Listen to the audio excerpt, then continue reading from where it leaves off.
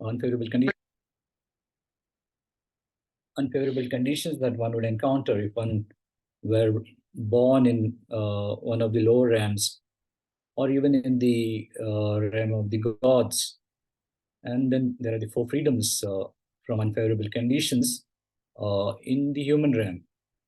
And then we also spoke about, we saw the 10 endowments, the 5 endowments that pertain to oneself, and 5 endowments that pertain to others.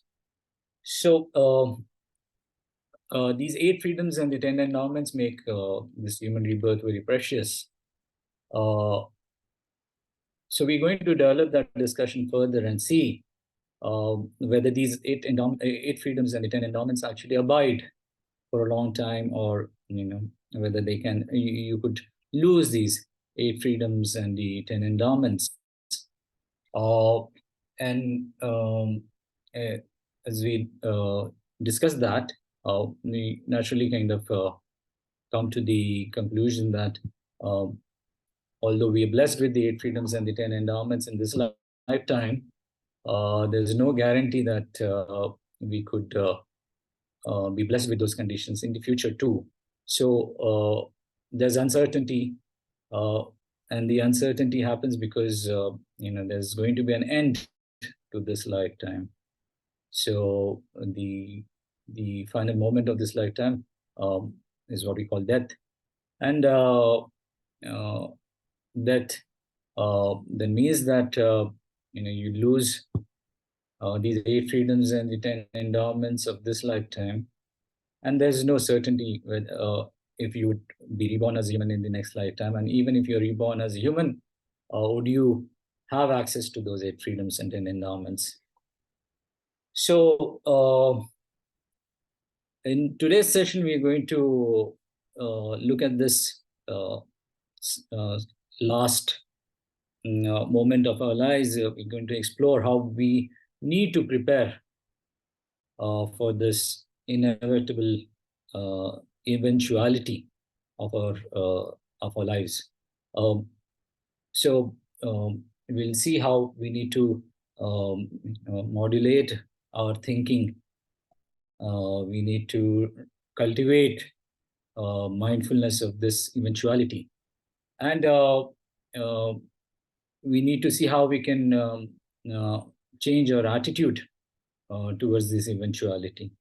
And that would be the first step to actually then prepare oneself for that eventuality. So there are different kinds of practices that one can do to deal with this eventuality when it is inevitable, when you're close, when you're proximate to it. So there are different kinds of meditations that you can do, different kinds of recitations that you can do. But before we do that, you need to kind of develop a proper attitude towards death. So that's what we're going to discuss in today's session. So before we proceed, let's just calm our minds and set a proper motivation for the session. So if possible, you can use a full lotus posture. Sit cross-legged with the right leg over your left thigh, and the left leg over your right thigh. So the right leg goes over the left leg. And if not, then you can sit in a regular Sukhasana. Or if you're sitting in a chair, make sure that your back is erect, shoulders are straight, and chin is slightly tucked in. The tip of your tongue should rest against the upper row of teeth. And make sure that you would keep your eyes open, but because we are still kind of new to meditation, it's better that you keep them closed, maybe, and that cuts out the distraction. So and then your arms should be relaxed, and rest your right palm in your left palm, and the thumbs, the tip of the thumbs touching each other. So adopt the 7-point Vairochana posture, and just cut out all the chatter in your mind. Just let it focus on the topic that we are going to discuss in today's session. So let's bring it back to this session.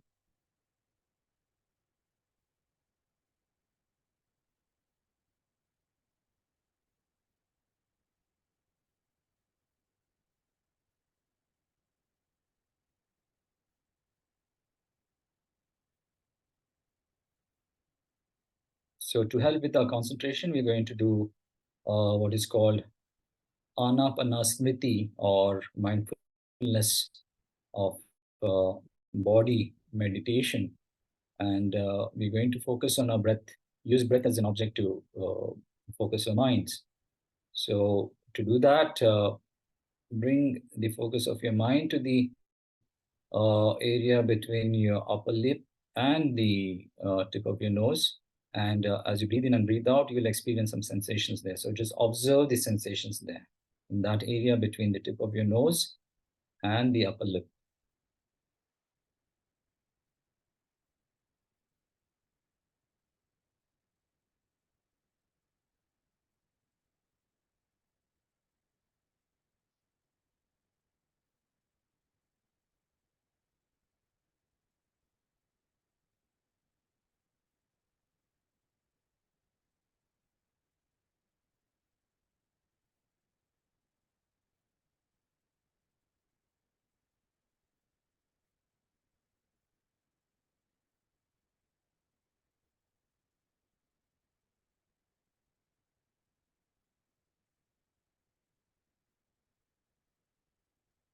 Now observe which nostril you're breathing in through. So observe the in breath and observe the sensations that you experience in that nostril. It could be your right one, could be your left.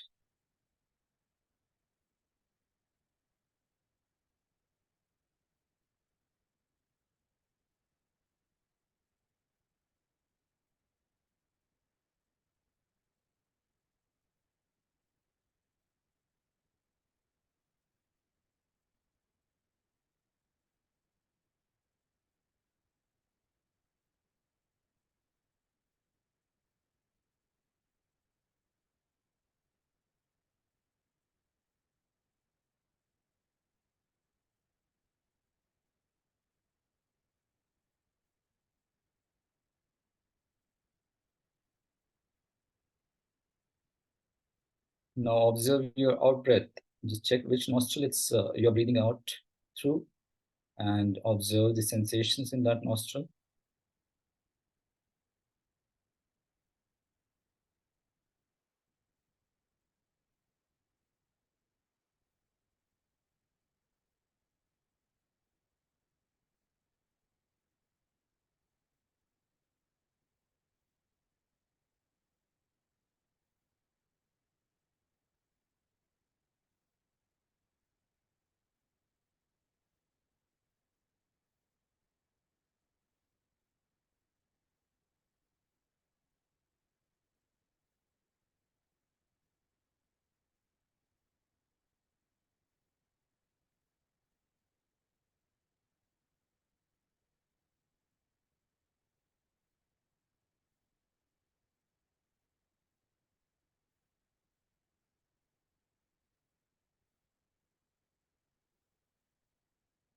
Now we'll do a counting of the in breath and the out breath.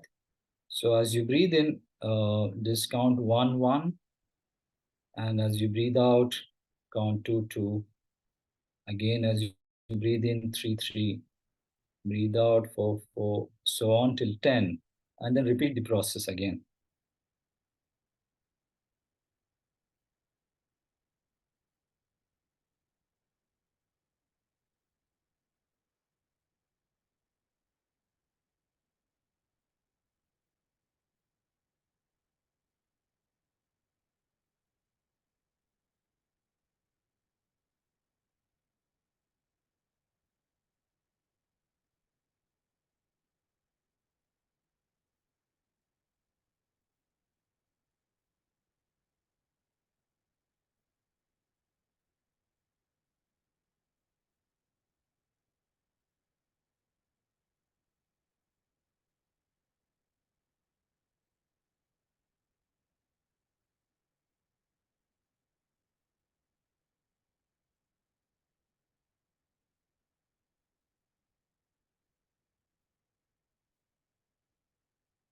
So now with your minds sufficiently concentrated, let's do a motivation setting for the session.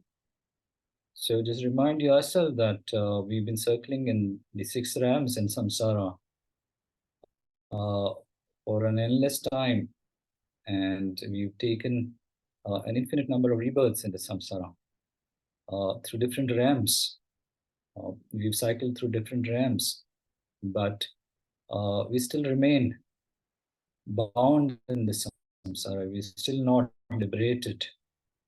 But due to some positive karma that we have created in the past, we have been blessed with this human form. And not just that, we've also been blessed with access to the Dharma and access to the Buddha and his disciples, the Sangha, who help you with understanding the Dharma. So we are fortunate in the sense that we have this human form and we have access to the Dharma, the Buddha, and the Sangha. But it's not certain that these conditions will stay with us forever. It's very possible that we are separated from these conditions in the next moment, could be through the course of the day, in some moment in the course of the day, or could be tomorrow. And if we are separated from all these favorable conditions, there is no certainty that in my next lifetime, in our next rebirths, we have access to these similar favorable conditions. It's more than possible that we will be more likely that we will be reborn in one of the lower realms, and we will have to endure the suffering of the lower realms. So ask yourself whether you're prepared to endure such suffering, the suffering of the lower realms. Let's assume that by some chance you are reborn as a deva in the god realms or as a human. When we know that even in the human realm and in the god realm, there's a lot of suffering. So in the human realm, there's a lot of physical suffering, starting with our birth. Even the process of being born is quite painful and is full of suffering. And then as we progress through our lives, we experience a lot of suffering. We experience a lot of mental suffering through also through a lot of anxiety. And even in the God realms, we experience a lot of suffering towards the end of our lives in those realms. So through some fortune, some good fortune, we are born in the human realm, and we have access to the Buddha, the Dharma, and the Sangha. And not just that, we also have a discriminating intelligence that helps us understand the drawbacks of the samsara and the virtues of being liberated from the samsara. So we should make the most of these conditions to ensure that we are liberated from samsara. But mere individual liberation is not a sufficient goal. While we may be liberated from some samsara, our dear ones, beloved ones would be trapped in samsara and would still continue to suffer a lot of suffering in samsara. So we should try to guide them also out of this cycle of suffering in samsara. And we should try and develop some capacity that would help us help us guide them on the path towards liberation. So that should be our spiritual goal, to attain a state that would help us guide all sentient beings from the cycle of suffering in samsara. And what is that state? That state is the state of a completely enlightened Buddha, Samyak Sambuddha. So we should aim for that state, with the purpose being that we want to assist all sentient beings out of the cycle of suffering in samsara. Now, who can help us and guide us on this path towards complete enlightenment? It is the teacher, the Buddha himself, and the Dharma, the scriptures, and the realizations in the mind streams of the disciples, and the Sangha, the disciples of the Buddha. So these are the three sources that could guide us on the path towards complete enlightenment. So these three are the ultimate source of our refuge. And if we seek liberation and omniscience or complete enlightenment, we should take refuge in these three sources: the Buddha, the Dharma, and the Sangha. So just we can recite the refuge, the brief refuge. Namo Gurubhya, Namo Buddhaya, Namo Dharmaya, Namo Sangaya. Namo Gurubhya, Namo Buddhaya, Namo Dharmaya, Namo Sangaya. Namo Gurubhya, Namo Buddhaya, Namo Dharmaya, Namo Sangaya. So we'll just also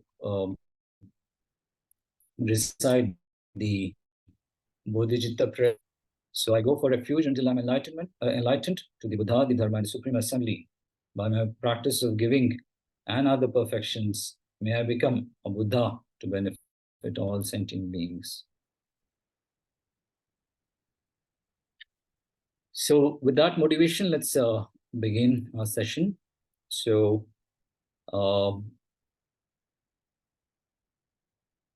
this is what we have discussed in session, the 8 freedoms and the 10 endowments. You're familiar with this chart by now, I guess. So as I had explained at the beginning of the session, we're talking about 8 freedoms, 4 freedoms from 4 unfavorable states as non-humans, and 4 freedoms from 4 unfavorable states as humans. And the 10 endowments, the 5 personal endowments, and the 5 endowments in relation to other. So let's just identify what part of the text we're going to discuss today. So this is the part of the Lamrim text that we are discussing, how to extract the essence from our optimum human rebirth. And that has 3 sections to it. The first section deals with the training in the smaller scope. The second one, training in the medium scope. And the third one, training in the greater scope. So we're going to begin our discussion on how to train oneself in the small scope. And with that has 2 parts to it. Developing a yearning, a wish, and aspiration for good rebirth. And that has 2 parts. Remembering that our present rebirth will not last long, and that it will be terminated at the point of death. So that's that remembrance, how to cultivate that remembrance, that mindfulness. That's what we are going to explore today. So mindfulness of impermanence and death. So we'll just explore the subject through these 3 sections. We'll initially talk about the faults of not cultivating the mindfulness of death.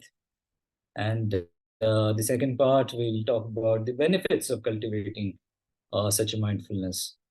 And then the actual way to cultivate mindfulness of death. So there's a specific meditation called the meditation on the 3 roots and the 9 reasons of cultivating mindfulness of death and impermanence. So we'll look at that. We'll look at that meditation, and towards the end of the session, we'll do a short meditation on that. So mindfulness of death, the Buddha in one of the sutras, the sutra called the Maha Parinirvana Sutra, or the Great Final Nirvana Sutra, says that amongst all reaping amongst all harvests, the autumn harvest is supreme.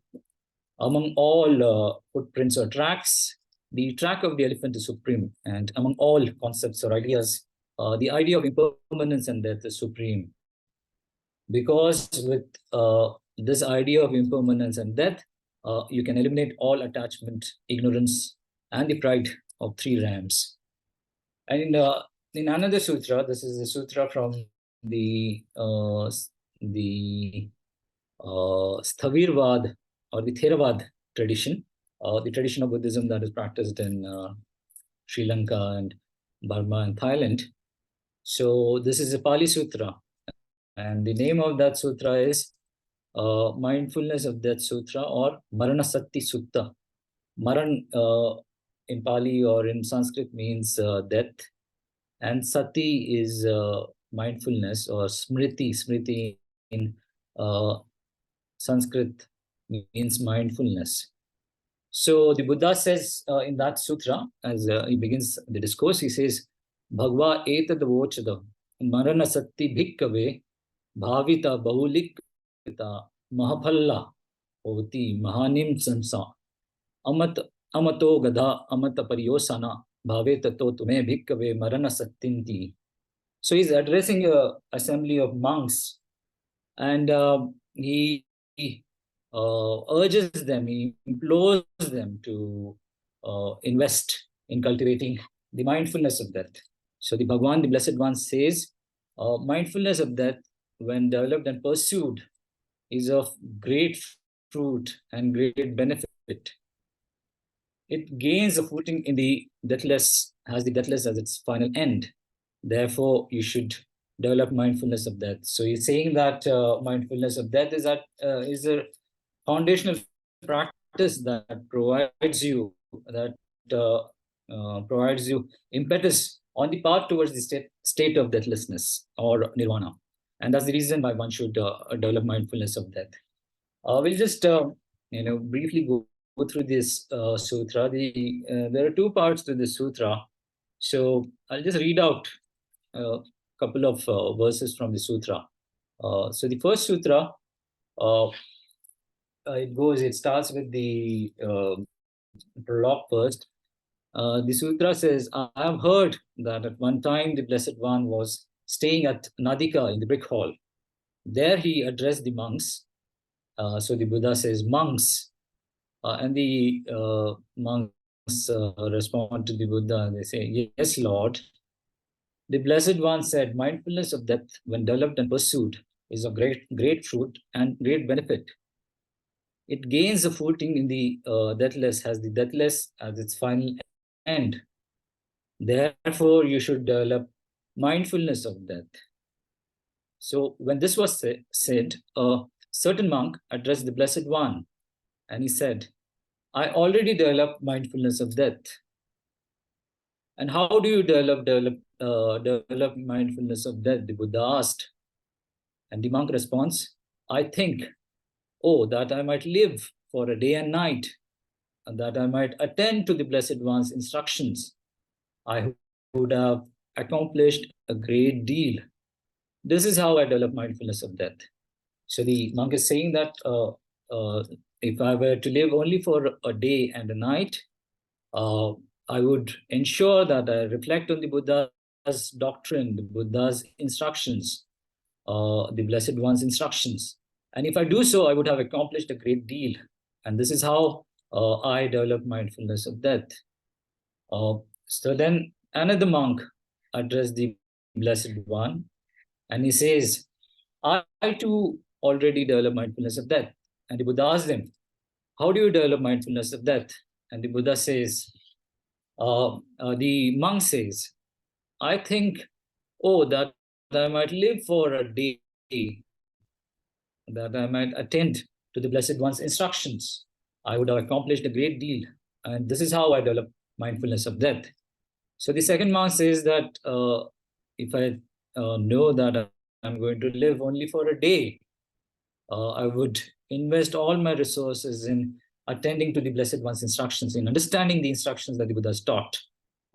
And if I do so, I would accomplish a great deal. And this is how I develop mindfulness of death.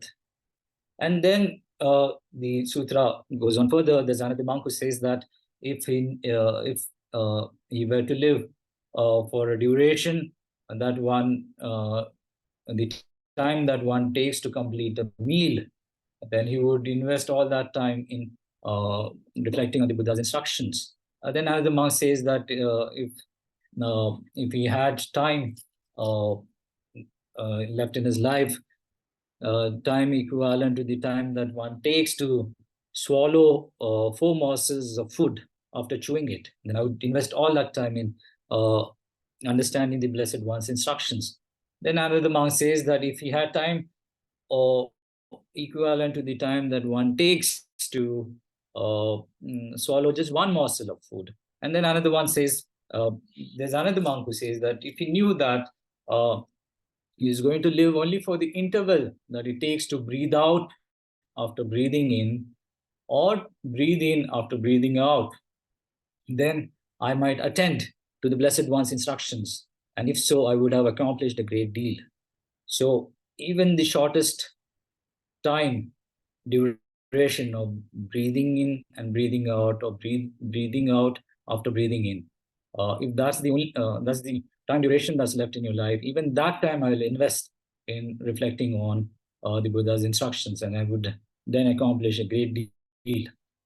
So the Buddha then congratulates all the monks on developing the mindfulness of death, and he says that all those monks who develop mindfulness of death, thinking that I might live for a day and night, or for a day, or for the interval that it takes to eat a meal, or for the interval that it takes to swallow, having chewed up 4 morsels of food, or that I might attain to the Blessed One's instructions, I would have accomplished a great deal.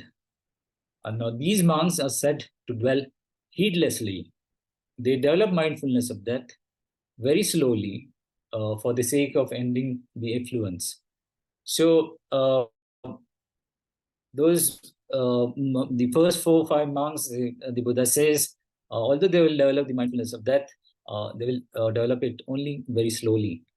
But the monk whoever develops mindfulness of death, thinking, oh, that I might live for the interval that it takes to swallow, having chewed up just 1 morsel of food, or for the interval that it takes to breathe out after breathing in, or to breathe in after breathing out, that I might attend to the Blessed One's instructions, I would have accomplished a great deal. These monks are said to dwell heedfully. They develop mindfulness of death acutely for the sake of ending the afflictions. So those monks who have mindfulness even over very short durations of time, when they're aware that every moment could be the last moment of their lives. Now, if you cultivate mindfulness of death with that kind of attitude, now those are the monks who develop mindfulness of death acutely. Those are the ones who dwell heedfully. That's what the Buddha said. So that's how one should train yourself. The Buddha says, we will dwell heedfully, we will develop mindfulness of death acutely for the sake of ending our afflictions. This is how one should train oneself. So this is a very important instruction. This is a very important teaching that the Buddha gave. In fact, I also remember an interaction that I had with my guru sometime back. He was visiting India, and I'd gone to Bangalore to see him. And we were having lunch, and there was a large group of people, and I was chatting with my guru. And then during the course of our discussion, he said that I want to have a customized, custom-made watch, he said. And I was a little perplexed, and I asked him what kind of watch. And he says, I want a watch that reads with every second. You have the second hand, it moves every second, right? So with every moment of the second hand, it should say, I'm going to die, I'm going to die, I'm going to die. So I thought that was a very pertinent kind of instruction. my guru actually wanted to pass on a very specific instruction to me. So that's something that's stuck in my mind for a long time now. So it's true. I mean, we need to cultivate a mindfulness of that with this awareness that any moment could be our last moment of this life. And there's a continuation of this sutra. I'll just read uh, just a short extract from the second part of the sutra.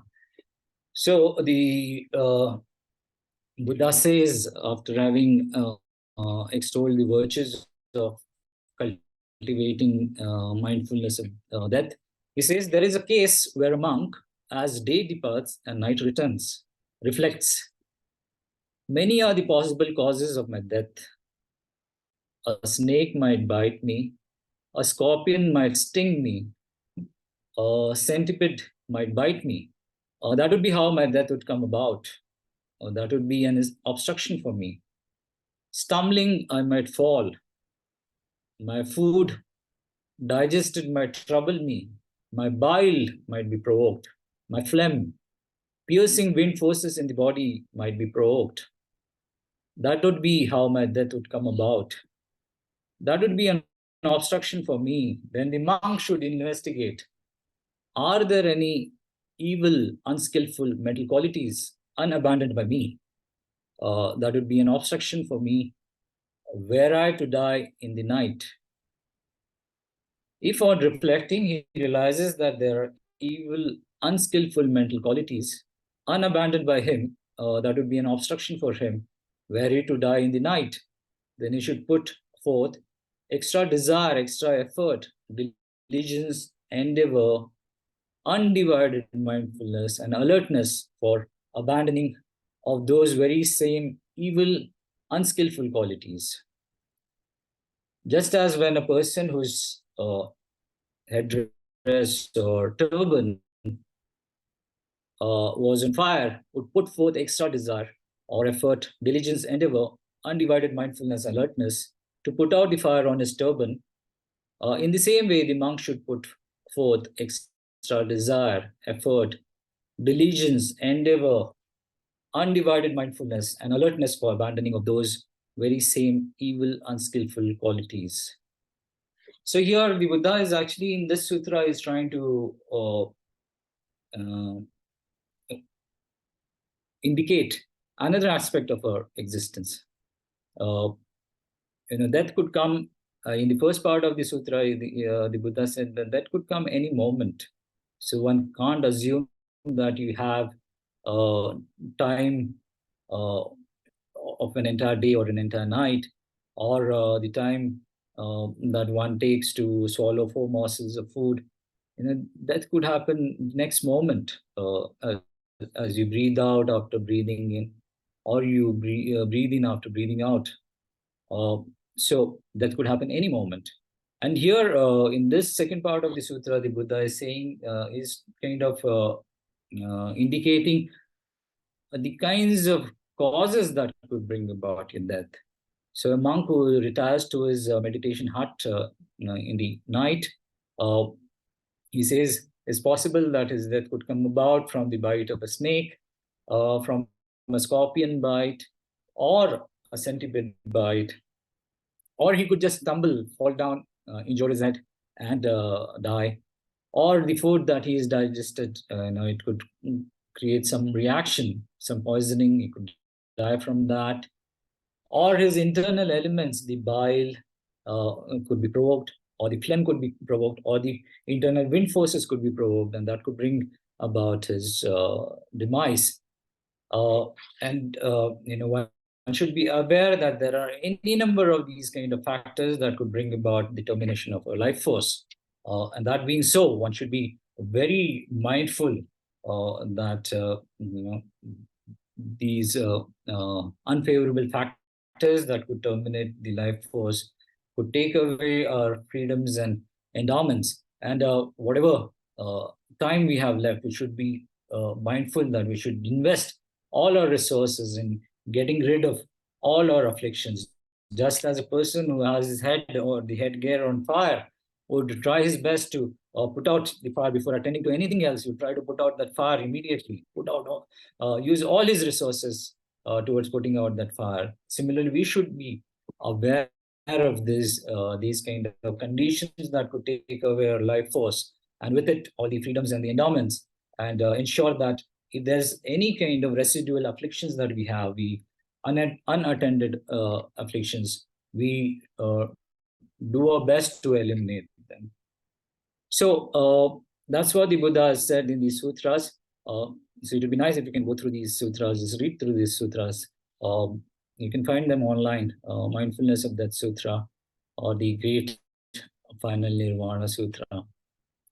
So what are the faults of not cultivating mindfulness of death? That we'll not remember the Dharma, although we remember the Dharma, will not practice it. Even if we practice it, will not practice the Dharma properly. And even if we practice it, we'll not practice it seriously. And then if we do not remember the Dharma, then we'll be acting vulgarly, because our afflictions will be too strong. And then if we do not remember death, we do not cultivate mindfulness of death, then it's inevitable that at the time of death, we'll have a lot of regrets. So just to explore these drawbacks further, so that we'll not remember the Dharma. So we all have this attitude that, although we are not so naive to assume that we won't die, but we all have this, we still grasp at the permanence of our existence. In what sense? We have this belief that we'll not die tomorrow or day after. We all know that at some point we'll die, but we think that death will come only at some later point in our lives. And then what that leads to is that we are consumed by the immediate concerns of this life. So whether it's to attend to the food requirements or the clothing requirements or the shelter requirements of our present existence, we invest our resources into ensuring that. And the consequence is that we do not have any major resources invested in thinking about our afterlife, the life after. Hence, there's no thought about dharma. If you do not have the concept of life after, and you do not invest any of your resources, control your actions so that you can ensure a good rebirth, then you do not practice the dharma. In order for you to be considered to be practicing dharma, you need to have some notion of an afterlife, life after, and you need to work towards ensuring that it is blessed with good conditions. And then if you remember the dharma, you'll still not practice it.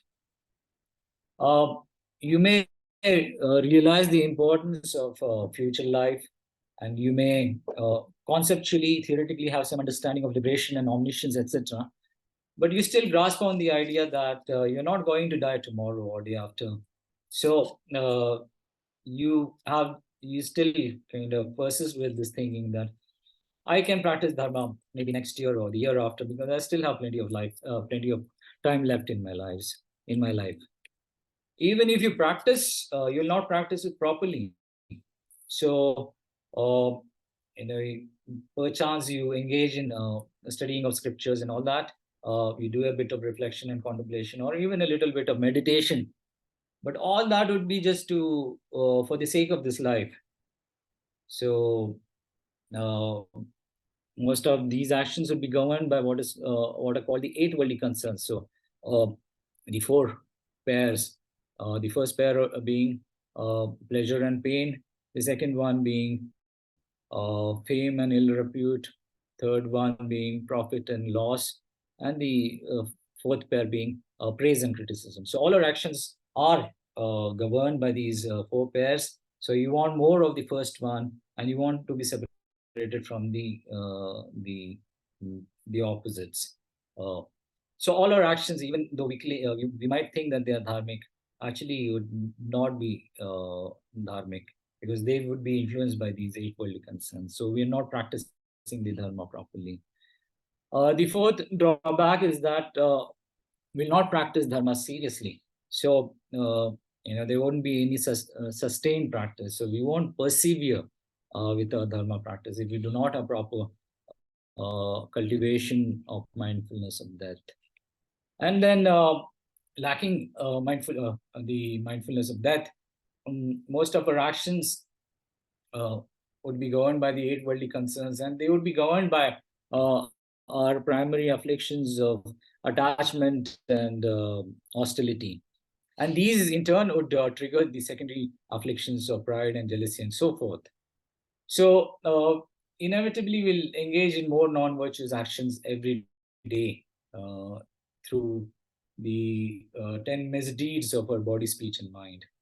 So that's the fifth drawback. And then the sixth drawback is that if you do not cultivate a mindfulness of death, then at the time of death, you'll die with a lot of regret because you haven't obtained any aspect of the divine dharma. So there's nothing that could help you at the time of death. You do not have any, any dharma thoughts assisting you at the time of your death, passing away. So those are the six drawbacks. And then the six benefits are that the cultivation of the mindfulness of death is very helpful.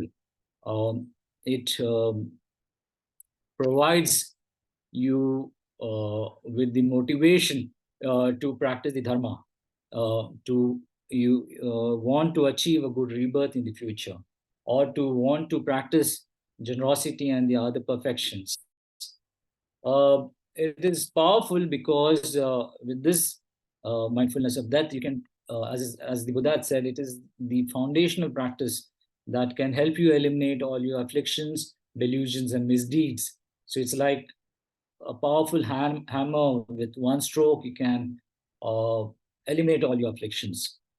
And then it's supposed to be important in the beginning because it acts as a cause for you to embark on the dharma path, on the path of dharma. It is important in the middle because it provides you with the conditions that keep you stimulated to persevere on the path of dharma.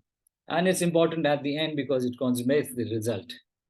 And if you have this mindfulness of death, then at the time of death, you will have the confidence that would come from from practicing dharma faultlessly, and you die without any kind of regrets. So those are the six benefits. So what is the actual way to remember death? How do you cultivate the mindfulness of death? So this is the meditation that we're going to explore. So this you can cultivate the mindfulness of death using this technique called reflection on the three roots and the 9 reasons, the 9-part meditation on death.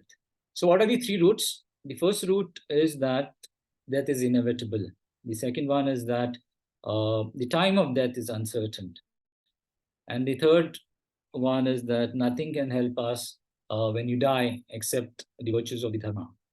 So death is inevitable. First one has 3 aspects to it. So when you reflect on the inevitability of death, you reflect on these 3 aspects. What are these 3? The first one is that the Lord of Death, or Yama as he is called, will come inevitably.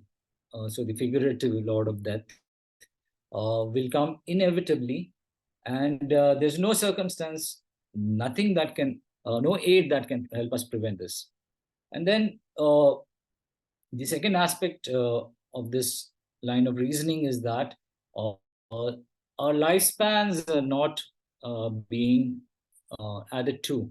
There's depletion every moment. Since the time we were born, our lifespan is being depleted.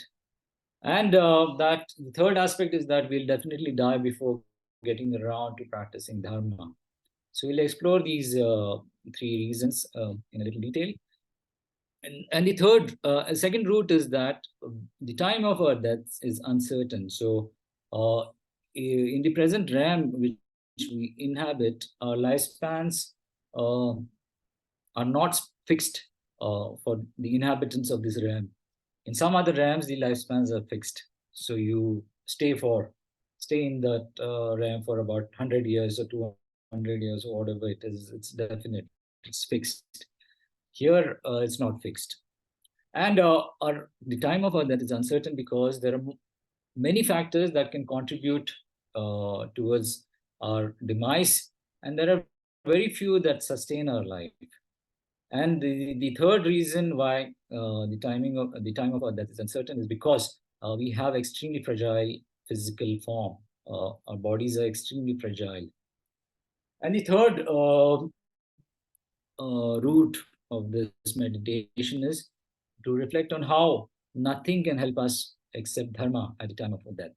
So our wealth can't help us, our friends and relatives can't help us, and even this very body that we so cherish, even that body will deceive us. It won't help us at the time of death. So that the inevitability of death. The first point was the Lord of death will come inevitably, and no circumstance will prevent this. So there are different quotes in the scriptures that help us understand this. So even the Buddhas and his disciples, his accomplished disciples, the uh, Pratik Buddha and the Shravaka Arhat disciples, although they had attained high levels of realizations and enlightenment, they had to leave their bodies behind. So, I mean, we are ordinary beings, of course, although even the Buddhas had to kind of leave their bodies behind. So, there's what can be said about our existence, our physical forms, and there's no place in this entire samsara where we could hide and avoid death. So there's no place in space, there's no space in the oceans or in the midst of mountains that we could hide uh, and trick the Lord of Death, Yama.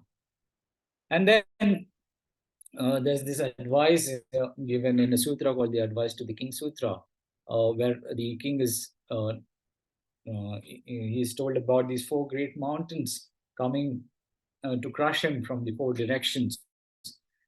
And no matter how hard the king tries to run away or to turn away these crushing forces, with wealth or with magical substances or mantras or medicine, it's futile. You can't really do it.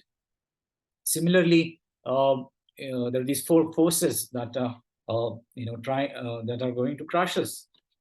What are these four forces? So there's the force of aging, there's the force of uh, sickness, illness, the force of decay, and the force of death. So aging comes and it destroys our youth. Sickness comes and it destroys our health. And decay comes and it destroys all that we value and all that we think is excellent. And death comes and takes away our lives. It destroys our lives. So no matter how hard you try to run away and turn away these four forces with wealth or with substances or with mantras or medicine, it's futile. You can't really do it. So the Lord of Death, you're going to be united with the Lord of Death at some point. It's inevitable. No circumstance will prevent it. And our lifespans are because we were propelled into this human form through some past karma. There's no addition to a lifespan that can be made. So with each passing moment since our birth, we are getting closer. We are being delivered to the Lord of Death. We are relentlessly marching towards the Lord of Death. So just as livestock go home when the herdsmen raise their sticks, so too with sickness and aging, we as humans, we are led to the Lord of Death. So our lifespans are not being added to, and there's depletion every moment. And then we're going to definitely die before getting around to practicing dharma. So although we might live for 100 years, it would be wrong for us to think that we still have time to practice dharma. Much of our lives in the past have been wasted, and whatever remains, half of that we are going to spend sleeping, and the rest of our waking hours we are going to be wasting with all kinds of other worldly activities, with worldly distractions. And with every passing day, our youth, our energies fade, and the time of aging arrives, and then our physical and the mental strength also kind of deteriorates. And with lesser physical and mental strength, it becomes very difficult to practice religion. So we would lack the capacity to practice religion in the future if we are not careful. So there's this very nice observation made by a very famous teacher, Hundang Rinpoche. He says, uh, after your initial years of childhood and initial um, adult years, teen years, uh, teenage years, the next 20 years, he says, perhaps 20 years of being unaware of practice, and perhaps 20 years of going to practice, perhaps another 10 years of never did I practice. That's the story of my empty and wasted human life. So we don't want our human lives to be a repetition of this story. So we should be very careful. The second root of the 9.9 part meditation on death is that when death comes is uncertain. The time of death is uncertain. So the lifespans in our RAM are not fixed. We could die any time between today and 100 years of age from now. But when is uncertain. Uh, there's a very distinct probability that the death could come today or tomorrow.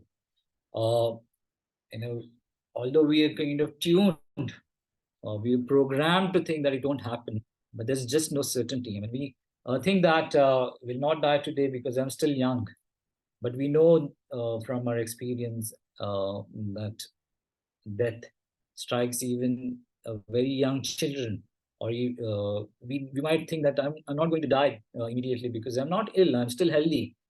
But we know that perfectly healthy people with no signs of illnesses die sudden deaths. Could be accidents, or any kind of any number of causes could lead to even healthy people uh, being led to their demise.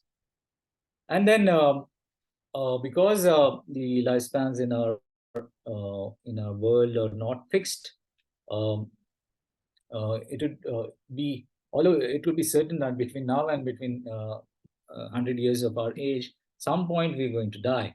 Uh, so if it were fixed, our lifespan were fixed, then we could plan, schedule our activities. So we do all that is necessary to subdue our people who are hostile to us and protect our dear ones, ensure their safety and security, future security, financial and otherwise. And then after all that is ensured, then while we are living without any concerns, without any worries, then we can practice dharma before dying. But that's not how things happen. Our lifespans are not definite. So if we think that I might probably die today, then it gives us some impetus. We'll act for the benefit of our next lives and make preparations to remain to ensure that we have favorable conditions even in our future lifetimes. So our uh, the time that we're going to die is uncertain again, because there are many factors that can contribute towards our death, and there are very few that sustain our life force. So Arya Nagarjun in Ratnavali says that we are like butter lamps standing in a very strong breeze. We dwell among the causes of death. Any moment, this strong breeze can extinguish the butter lamp. Any moment, any kind of unfavorable condition or factor in our environment, internal as well as external, could lead to our demise and cut short our lives, take the life force away from us. So, what are these factors contributing towards our death? So, there are a lot of sentient beings in our environment, and also insentient things, inanimate things in our environment that can bring harm to us.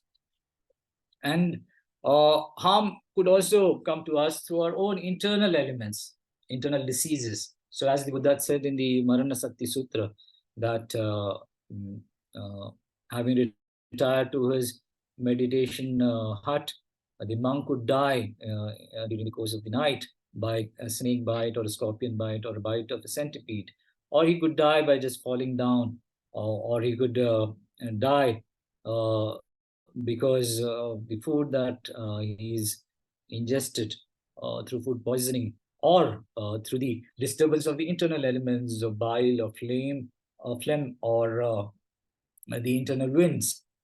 So we seek all these things, food and drink and shelter and friends, in order not to die. But these very things that we you know, invest our resources in acquiring, food and drink, shelter and friends, these very things could become the causes for the termination of our lives. So, for example, some wrong food could poison you, some drink could poison you, and that could be the cause for your demise. Or you could just consume too much or too little of the food or drink, and that could become the cause of your death. The excellent shelters that we have invested in building for ourselves to protect us from the elements, the hostile elements in the environment, that shelter could come crumbling down and terminate our, um, our life force. Our friends could deceive us; they could kill us. So these very elements that we've invested in trying to ensure the sustenance of our life force could become the causes for our life force to be cut short. Our bodies are also extremely fragile. So that's the third reason of the second root. Our bodies, a physical form is like a water bubble. It doesn't take too much damage to destroy it. And uh, because our bodies are fragile, things that we only imagine to be slightly harmful could become the cause of our demise. For example, even a prick of a thorn, it could, you don't notice it, and it turns septic, and then it creates all kinds of complications, and you could lose your life. And we know from our experience that such things have happened. So our bodies are extremely fragile, and that's what makes the time of our death uncertain. So this is the second root. Then the third root: nothing can help us when we die except dharma. So we invest so many of our resources in ensuring our financial security. But all that wealth, any amount of beautiful jewels or uh, money that you accumulated, any amount, any number of big piles of these jewels and money that we have, no, we can't take even the slightest particle of these elements in our future life, in our future lives. So wealth won't help us at the time of death, because as it says in the sutra, one may have enough food for 100 years, but come death's morning, one goes hungry. One may have enough clothes for 100 years, but come death's morning, one goes naked. We invest in building friendships, and I think that relatives can help. But at the time of death, we could be surrounded by our relatives and our dear ones and our friends. But the next phase of our journey after death, it's called the intermediate state. So we're going to initiate that journey all alone. We are not going to be able to take any of our friends as an attendant to help us, assist us in that journey. So they cannot help us from dying. They're not going to be useful after death. And our bodies that we've cherished and protected all our lives, even this very body is going to deceive you at the time of death. It's not going to be of any use to prevent death. So even our bodies can't help at the time of death. So this is the third reason of the third root. Nothing can help us uh, except dharma when we die. So we need to be aware of all these reasons and the 9 reasons of the 3 roots, and just recollect some of these things that we've discussed. So, uh, for example, we talked about the fact that since birth, our lifespans are just depleting, and with every passing moment since birth, we're getting closer to our death. So, just like livestock that is scheduled to be killed, uh, you you're coming closer to the killing place with every step we take. We are going to we are coming closer to a killing place. And as it is said in the letter to Kanishka, when the past karma that caused this life is spent, and you're connected with new karma and led by the Lord of Death, everyone turns back except for your virtue and sin. Nothing will follow you. Know this and act well. So the only thing that will accompany you in the next life uh, is going to be your positive karma or your negative karma, your virtue and sin.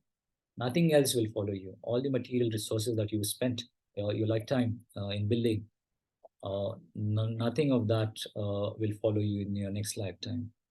So we should all try to achieve lasting happiness for our next lifetimes. Be aware of all these truths about our existence.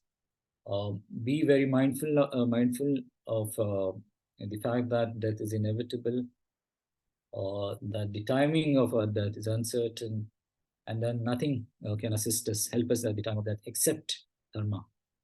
So we use those 9 reasons and the 3 roots to reflect on the inevitability of death, and the fact that with death, the freedoms and the endowments that characterize our existence right now, those could be taken away.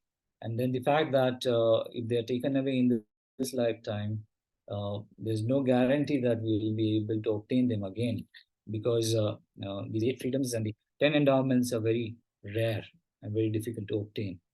And they can be easily lost because of all the conditions that characterize our existence right now.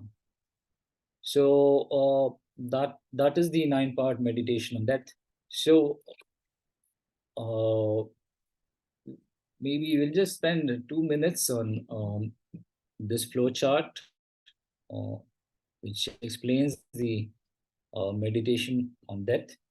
So I'll just explain the main nodes of this flow chart, and you can just reflect on the discussion that we had. So just sit with your back erect and your eyes closed, limbs relaxed, and I'll just explain this meditation, and then you can retire to your rooms and continue the meditation later. I'll just take another two minutes. Yeah. So at the start, just reflect on the recollect the benefits and the drawbacks of cultivating the mindfulness of death. So we've seen that there are the 6 drawbacks and the 6 benefits. So recollect those drawbacks and the benefits, and also remind yourself that you've been blessed with a life form that is characterized by the 8 freedoms and the 10 endowments. So just reflect on those 8 freedoms and the 10 endowments. And then ask yourself, are you certain that these 8 freedoms and the 10 endowments will abide? And you come at this decision node. If you believe that these 8 freedoms and the 10 endowments will abide, then ask yourself whether you believe that death is not inevitable. So if you think that death is not inevitable, then you think about the 3 reasons that make death uh, inevitable.